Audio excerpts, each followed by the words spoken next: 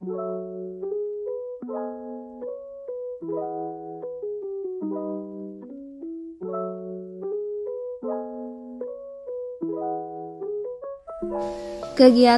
pengamatan manajemen agroekosistem tanah ini dilakukan di Cetak Ngasri, Desa Mulyo Agung, Kecamatan Dau, Kabupaten Malang, Provinsi Jawa Timur dengan luas lahan monokultur yakni 0,5 hektar.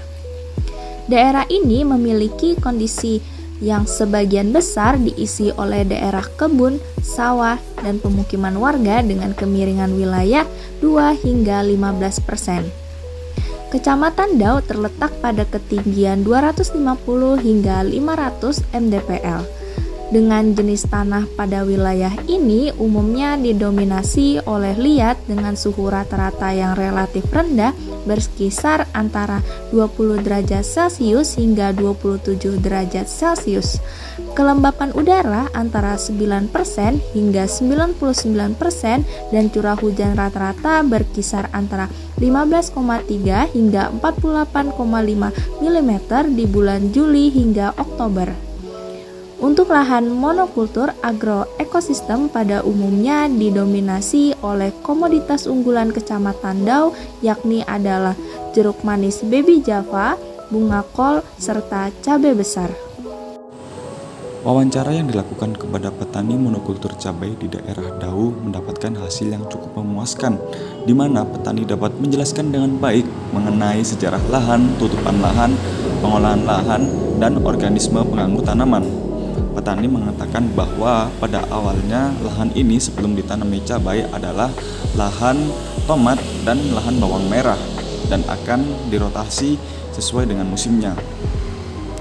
Selain itu, petani juga memanfaatkan mulsa sebagai penutup lahan dengan tujuan agar pertumbuhan gulma itu dapat terkendali sehingga petani tidak kesulitan dalam pengendaliannya.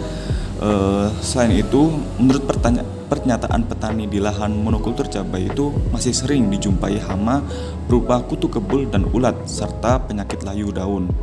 Adapun pemahaman petani mengenai biodiversitas, di mana petani itu mengatakan bahwa cacing di lahan tersebut itu dimatikan melalui proses pengapuran sehingga cacing yang ada di lahan tersebut sangat sedikit, serta petani tidak menggunakan obat dalam pengendalian gulma sebab akan berpengaruh terhadap tanaman budidaya itu sendiri.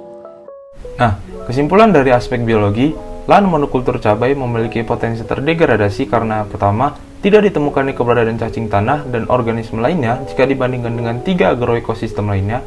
Kedua, sedikit bahkan tidak adanya gumpalan dalam denaturasi sebagai tanda kehidupan mikroorganisme tanah dan tidak ditemukannya bintil akar sebagai bukti kehadiran bakteri rhizobium. Nah, hal ini terjadi karena adanya kegiatan pengapuran yang dapat mengganggu kehidupan organisme tanah tersebut. Sebagai upaya untuk perbaikan sifat biologi tanah, seharusnya petani monokultur cabai dapat beralih kepada pertanian organik terkontrol, agar keberagaman organisme tanah dapat didukung melalui pemberian sumber makanan dan perbaikan habitat secara alami. Seperti contohnya, terus melakukan rotasi tanaman, mengurangi atau bahkan menghilangkan penggunaan bahan kimia, dan aplikasi cover crop sebagai upaya penambahan seresah dan meningkatkan interaksi biologi antar mikroorganisme dari tingginya keanekaragaman tanaman di lahan.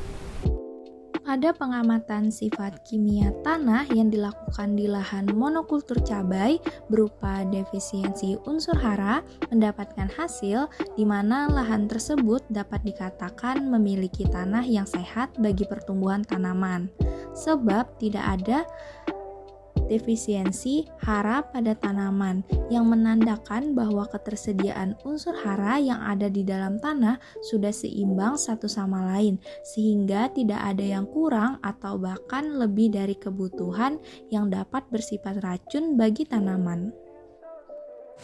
Ditinjau dari aspek fisika, pada lahan monokultur cabai tidak berpotensi untuk terdegradasi. Hal tersebut dikarenakan petani tidak mengolah tanahnya terlalu berlebihan, serta petani juga membatasi penggunaan pupuk anorganik. Hal tersebut terbukti karena didapatkan nilai berat isi itu ideal, dan tingkat kegemburan pada tanah tersebut juga masih ideal.